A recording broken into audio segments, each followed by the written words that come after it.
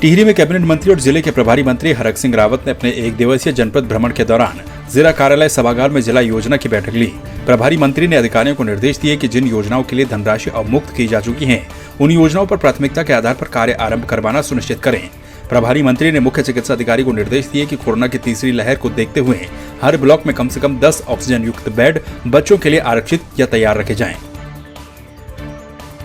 हम लगभग 550 बेड की कैपेसिटी अभी हमारे पास है। दूर दराज के क्षेत्रों में भी हम हॉस्पिटल ऑक्सीजन बेड की कैपेसिटी को बढ़ाने का कोशिश कर रहे हैं और विशेष करके थर्ड लहर अगर आती है तो बच्चों के लिए भी हम आईसीयू बेड और उसकी सारी व्यवस्था हम कर रहे हैं। 6.5 करोड़ रुपये है। हमने उसकी पूरी कार्य योजना पूरे जिले की हमें बना ली है और फिर हम उसको धनराशि को तत्काल अवमुक्त करेंगे, जिससे कि इस धनराशि का जो जिला खनन न्यास में जो धनराशि 6.5 करोड़ रुपये है उसका उपयोग टिहरी जिले के विकास में, टिहरी जिले के तमाम योजनाओं में उसका फायदा लोगों को मिल सके। इसी तरह हमारे पास 66 करोड़ के आसपास की जिला योजना है। उसमें से हम पे लगभग 47 करोड़ रुपये हमारे पास स्वीकृत हुआ है। उत्तराखंड के पूर्व मुख्यमंत्री त्रिवेंद्र सिंह रावत जोशीमठ विकासखंड पहुंचे, जहां कार्यकर्ताओं ने उनका जोरदार स्वागत किया। जोशीमठ पहुंचने से पहले पूर्व मुख्यमंत्री ने गरुड़ गंगा में पौधरोपण किया, जिसके बाद पूर्व मुख्यमंत्री उर्गम पहुंचे, जहां पर उन्होंने भगवान कल्पेश्वर महादेव के दर्शन किए और सुख समृद्धि की कामना की। वृक्षारोपण को लेकर के अलग जगाने का काम कर रहे हैं। बीजेपी उत्तराखंड के लोग जंगलों के प्रेमी हैं। अगर आज उत्तराखंड में हमारा इतना बड़ा वन क्षेत्र है तो ये स्थानीय नागरिकों की इसमें महत्वपूर्ण है। फिर भी सतत ये जागृति बनी रहे, हम वृक्षारोपण करते रहें।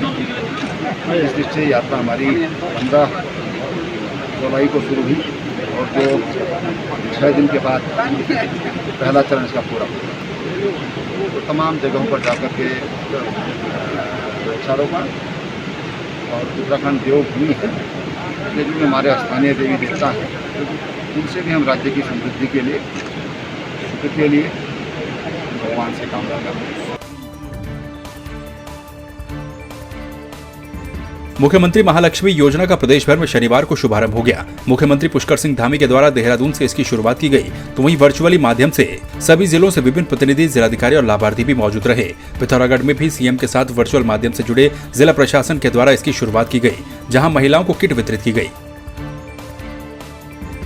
हमारी बेटी बचाओ और बेटी पढ़ाओ का जो प्रधानमंत्री जी की योजना है उसका एक बहुत ही महत्वपूर्ण योजना है और बेटी को बचाने के लिए, पढ़ाने के लिए और प्रोत्साहित करने के लिए जो नवजात हमारी कन्या होती है उसके लिए हमारे समाज में अनेक ऐसी भावनाएं होती हैं, उन्हीं को प्रोत्साहन देने के लिए आज ये योजना के द्वारा इसका शुभारंभ किया गया है।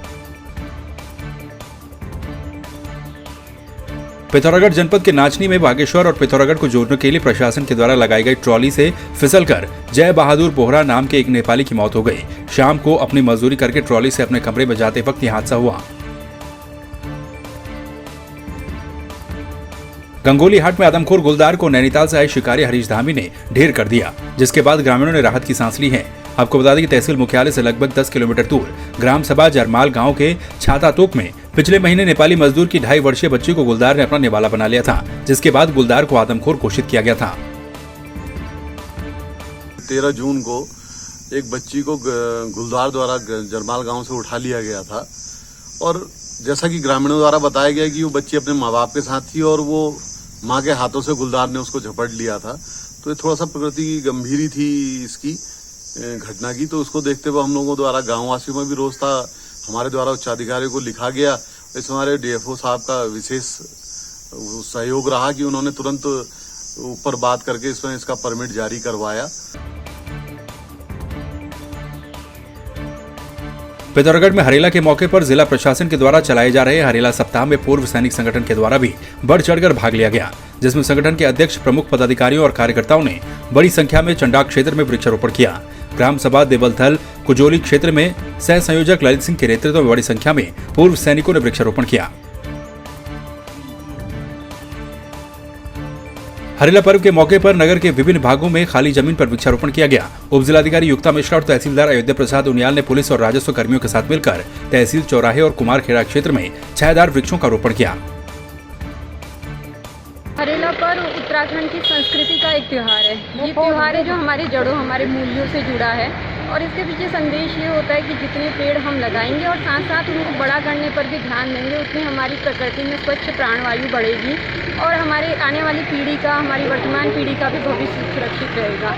तो इसी के तहत हमने यहाँ पर वृक्षारोपण किया है और सबसे मैं प्रार्थना भी करना चाहूँगी, अपील भी करना चाहूँगी कि वो भी आज के दिन में वृक्षारोपण करें और वो बड़ा हो पौधा, इस पे भी ध्यान दें।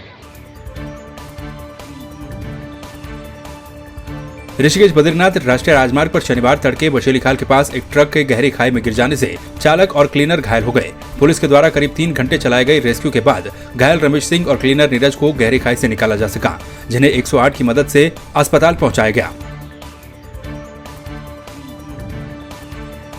घनसाली में एक टाटा सुमो चमियाला से विनयखाल जाते वक्त तलेबन के पास दुर्घटनाग्रस्त हो गई। इस दौरान चालक की सूझबूझ से बड़ा हादसा होने से टल गया।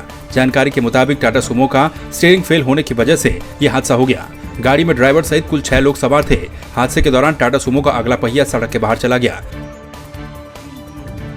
ये गाड़ी आज चमियाला से चली और ये विनयखाल जा रही थी और ये बहुत बड़ा हादसा टल गया है और मैं मानूंगा कि ड्राइवर की सूझबूझ रही, जिनके द्वारा जो है इतने लोगों को जो इसमें जो है तकनीकी समस्या आ गई थी और ड्राइवर की सूझबूझ से इसमें 5 लोग सवार थे, 5 लोगों की जान बच गई। आप देख सकते हैं कि ये अगर थोड़ा सा भी ड्राइवर अगर जो है लापरवाही करता तो निश्चित ही इसमें जितने लोग सवार थे वो आज हमारे बीच में होते। लेकिन मैं सबको, उनका सौभाग्य है जो इस गाड़ी में बैठे थे और इन ड्राइवर का, जिस ड्राइवर ने अपनी सूझबूझ से जो है हम हमारे लोगों की जान बचाए।